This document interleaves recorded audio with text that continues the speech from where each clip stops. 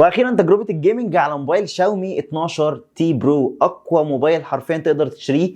فلاج شيب كيلر دلوقتي باقوى معالج ممكن تشوفه الموبايل اندرويد موجود في السوق حاليا، وهو السناب دراجون 8 بلس جين 1، المعالج اللي بيقدم ارقام خزعبليه حرفيا، وهو يعتبر من اقوى المنافسين للاي 16 بايونيك بتاع المعالج بتاع ابل الجديد. بيتفوق في حاجات ولكن بشكل عام الموبايل ده جامد جدا. تعال نجرب النهارده 4 العاب. اول لعبه هي بابجي، تاني لعبه هي كول اوف ديوتي، تالت لعبه اسفلت 9، ورابع لعبه بناء على طلبكم انتوا في الكومنتات دايما مني وهي فري فاير. ونجرب كل حاجه وعملنا كيلات جامده في كل الالعاب حرفيا. وتعالى نشوف الموبايل ده بيشغل بابجي على 90 فريم ولا لا، وكل الالعاب على كام فريم بالظبط، كل التفاصيل. بس قبل حاجه اعمل لايك للفيديو حالا سواء لو بتشوفه على يوتيوب او على فيسبوك، واعمل فولو طبعا عشان كل جديد، وتابعني على كل المنصات هتلاقي اللينكات موجوده في الديسكربشن. وبس كده غير كلام كتير، يلا بينا على الفيديو الرايق ده.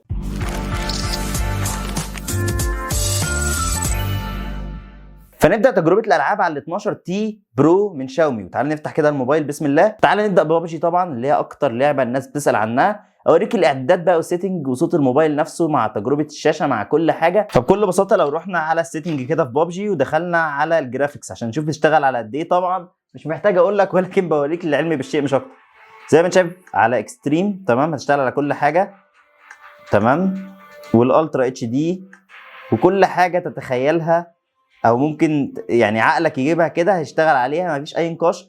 اللعبه بتشتغل على كل حاجه. فتعالى مثلا نجرب نشتغل على سموث تمام والترا ونشوف الدنيا عامله ازاي كده. وطبعا هنا بيقول لك اللعبه مثلا كام فريم والكلام ده كله. هي دلوقتي 60 فريم. طبعا انا مش حريف جدا يا جدعان ولا حريف اصلا، بس ايه يعني تأقلموا كده ان احنا بنجرب الموبايل اكتر ما انت بتبص على ادائي، عشان عارف ان الجيمرز هيبصوا يتريقوا، فحاول ما تتريقش يعني. وطبعا لو مش عامل لايك للفيديو اعمل لايك للفيديو اكيد عشان نستمر.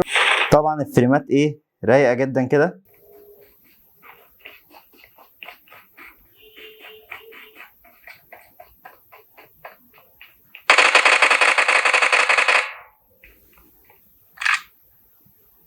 طبعا زي ما انتم شايفين اللعبه انا اصلا ما اعرفش العب يعني.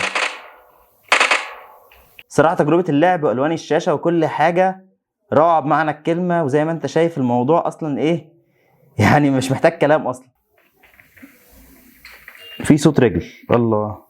تعالى نوريه فايده الكمبره بقى. هو طبعا مقلق، انا اسف يا اسطى. طبعا هو شتمني دلوقتي ولكن الكمبره ليها فوائد يا شباب، عشان انا مش بعرف العب الصراحه، عشان ما اكذبش عليكم. اكذب عليكم ليه؟ بس فزي ما انت شايف يا معلم اللعبه شغاله زي الفل ما فيهاش اي مشكله. وبرده نحط الجراب ده لاحسن حد يقول لي مثلا انت كده مش بيختبر الحراره صح. عندكم حق.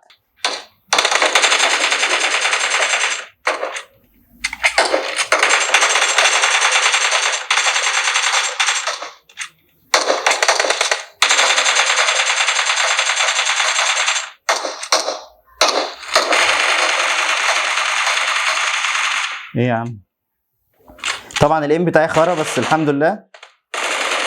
وبس كده نقطع اللعبه يا معلم. ثانيه ما كده اكمل لك. عاوز اقول لك ان تجربتي كده النهائيه ان بابجي ما بتدعمش 90 فريم على الموبايل ده. والمشكله ان بابجي لسه ما دعمتش المعالج، يعني المعالج زي ده بيطير حرفيا يشغل بابجي على 90 فريم. ان شاء الله لو في 120 يشغلها 120 حرفيا. لا بجد موبايل زي ده يشغلها 90 فريم، لان المعالج اللي فيه خرافي وكل مواصفاته تدعم ده. ولكن البابجي نفسها اللي ما دعمتش لسه المعالج الجديد ده، ولكن نامل في الشهور الجايه ان شاء الله يتم دعمه ويشتغل ساعتها على 90 فريم. طبعا انا اول مره اشوف الاسلحه دي عشان بقالي كتير ما لعبتش.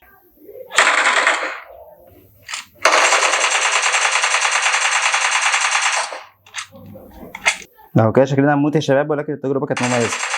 ايه ده؟ عملت له نوك كده من ضربه يا عم، شكرا. التجربه الصوتيه كمان مع الشاشه عجبني الصراحه جدا.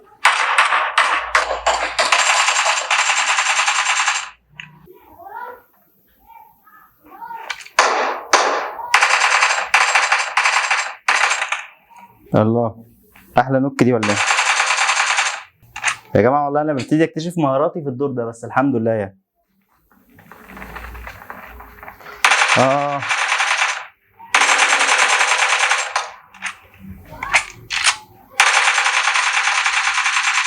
الله.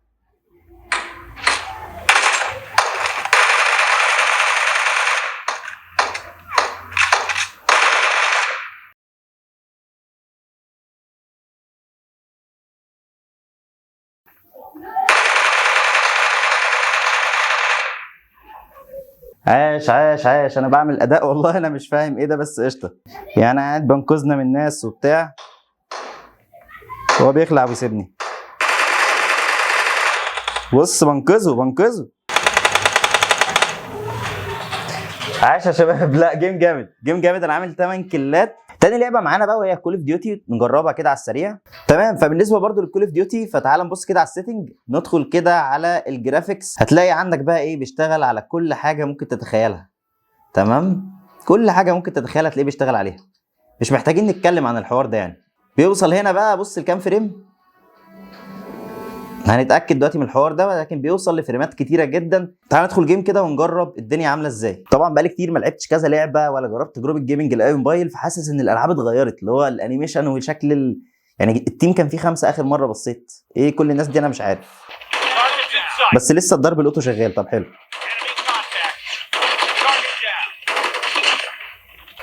تعالى يلا.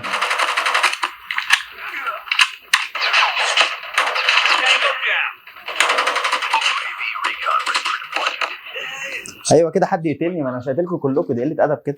بص هي ثابته يعني عاليه عن 90 فريم اصلا. هي كده الصراحه كول اوف ديوتي ما عصلجتش معايا في اي موبايل، عشان ما اكذبش عليك يعني ما فيش موبايل مثلا حسيتها ايه بتلاجوا بتاع. تعالى يا عم، انت بتعمل ايه يا عم؟ يا عم تعالى.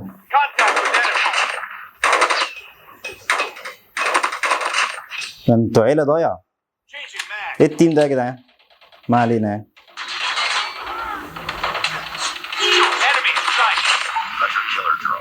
بص بقى انتوا عصبتوني. تعالى يلا.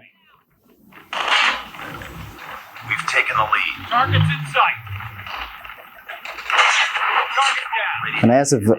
تعالوا انا هولع فيكم دلوقتي. تعالى يا عم. اكتبوا لي في الكومنتات تحت لو في لعبه انا مش مجربها في الاربعه اللي انا مجربهم، مثلا اضيفها في فيديو جديد مثلا او في فيديو قصير حتى. تمام. اكتبوا لي في الكومنتات وانا بقرا كل كومنتاتكم، واعمل لايك للفيديو ده اكيد عشان يوصل اكبر عدد من الناس، لان موبايل زي ده لسه ما نزلش مصر. يا عم تعالى بقى. تعالى انت كمان. احنا اسفين يا شباب، مش عاوز وقت الفيديو يبقى طويل قوي، ولكن انا بحاول اجرب الموبايل وقت طويل عشان اختبر حوار السخونيه ده، لانه ده اكتر سؤال بيتسال. بس كده يا باشا كسبنا. فتاني لعبه نكسب فيها. الموبايل ده وشه حلو علينا. واضح ان الموبايل الواحد كان لازم يجيب موبايل رائد كده تمام في المعالج بتاعه عشان نوصل لاداء كويس يعني. انا اول مره اكسب دورين كده، انا بعمل تجربه جيمنج. ازيكم عاملين ايه؟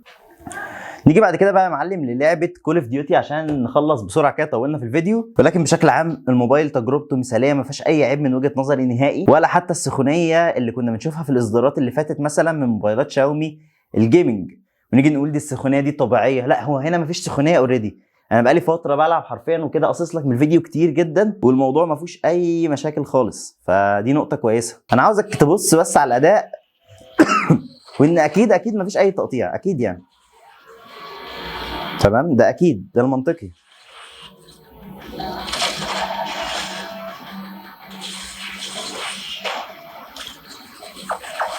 تعالى يا عم.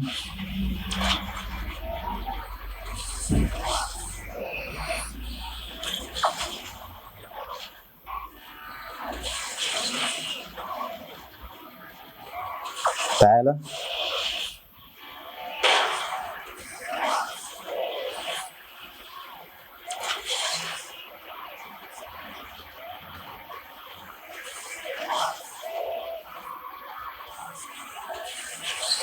زي ما انت شايف الاداء عامل ازاي، والجرافيك طبعا عامله ازاي، حوار. هي كده اللعبه دي بتبهرني الصراحه دايما، ولكن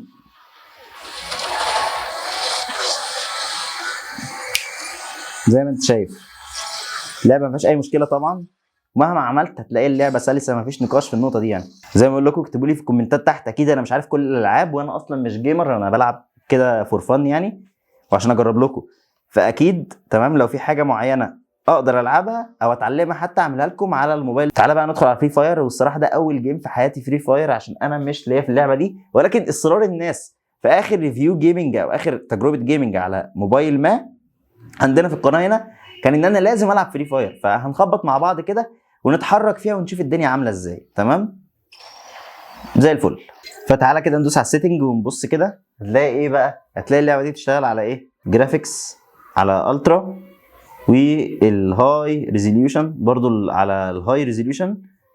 وايه انت عاوز بقى انهي وضع من الكلام ده كله؟ وايه عاوز الاف بي اس يكون هاي ولا نورمال؟ انا مخليه هاي، او هو معمول باي ديفولت كل حاجه هاي اصلا. برضو نشوف الفريمات كده عشان نشوف بس الدنيا عامله ازاي.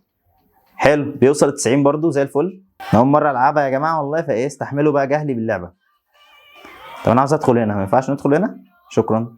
وسط اللعبه جوه 90 فريم ثابتين اهم، وبيزيدوا كمان يعني، بيفلكتويت كده من 89 ل 91، فمظبوطه زي الفل قوي. تعالى ننط كده عشان نستكشف الحياه هنا عامله ازاي. نط على سكوتر هنا كمان، والله واضح ان انا يا جدعان فاتني كتير في الجيمنج وعالم الجيمنج. ما تنزل يا عم، تعالى ننزل هنا كده نشوف بيعملوا ايه. هننزل نموت كده بس نجرب يعني. هي منظور اللعبه نفسه حلو وانت ماشي، بس انا مش عارف ايه اللي احنا بنعمله ده. فايه احنا لسه كاسبين جيم في بابجي وجيم في كول اوف ديوتي، نضيع بقى مكاسبنا هنا. طب هات اي سلاح يا اسطى، عيب والله. يا لهوي، شكرا. مفيش اي حد يجي كده بوت ولا حاجه؟ طيب اموته، ده اول جيم ليا. ايوه، يخرب بيت انت تعمل ايه؟ ده بيعمل ايه ده؟ ما تسالنيش موته ازاي. شكرا يا اسطى، شكرا. طب انت فين طيب؟ قول لي انت فين طيب.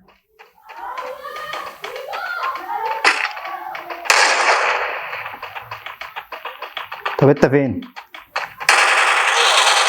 يخرب بيتك.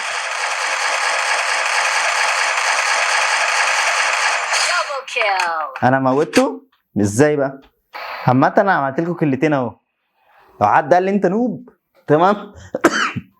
هو الموبايل ده مبدئيا بيكسب واضح في اي حاجه، فدي نقطه ايجابيه. ايوه في واحد جاي اهو.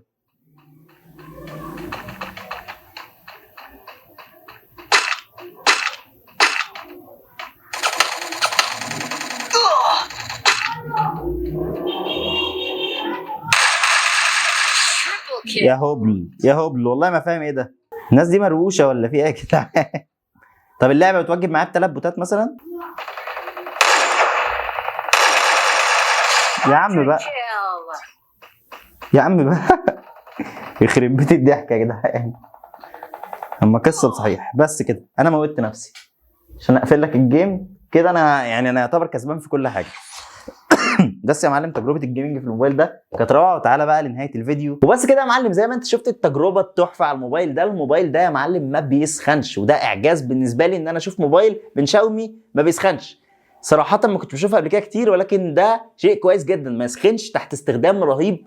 والموبايل ده طبعا بيجيب قدرات زي 120 واط شحن، والشاشه طبعا جامده جدا، والتجربه الصوتيه مثاليه. واكيد كنت سامع الصوت طبعا وانا بلعب عامل ازاي، الصوت واضح ومجسم. حاطط ايدك كده بقى، حاطط ايدك كده، هما كده كده الاثنين عكس بعض، بحيث لو حطيت ايدك من ناحيه ما يقفلش من الناحيه الثانيه، والكلام ده كله. الموضوع ده رايق جدا، تجربه مثاليه فعلا في الجيمنج. ونتمنى ان بابجي فعلا تدعم ال 90 فريم على الموبايل ده قدام، عشان او على المعالج ده، لان كده كده الموبايل مدعوم وش. لو البابجي سمحت للمعالج الجديد ده ان هو يبقى عليه 90 فريم في بابجي، ما فيش اي مشكله ساعتها. فنتمنى الابديت بتاع بابجي اللي يحل المشكله دي يجي بسرعه، وانه فعلا الموبايل ده يستحق الاقتناء. لو انت عاوز موبايل جيمنج قوي مش هتلاقي معالج اقوى من ده وبالسعر ده، اللي هو يعتبر يعني ماشي غلي شويه بعد رفعه الدولار، ولكن بشكل عام ستيل سعر كويس جدا. الموبايل ده كنت شاريه ب 15700 جنيه بعد الدولار ما زاد. قبليها كان واقف ب 12300، كنت لسه اشتريه بس حظي الدولار زاد. ايا كان، دي كل التفاصيل عن الجيمنج. ولو في لعبه انا نسيت اجربها او ما جربتهاش عشان مش بعرف العبها، اكتب لي في الكومنتات تحت، هتعلمها واجربها لك وانزل لك فيديو عنها. زي ما قلت لك اعمل فولو عشان كل جديد، عشان تقدر المجهود. الموبايل ده لسه ما نزلش وجايبه من بره. بس كده اشوفكم في فيديو جديد باذن الله قريب. سلام.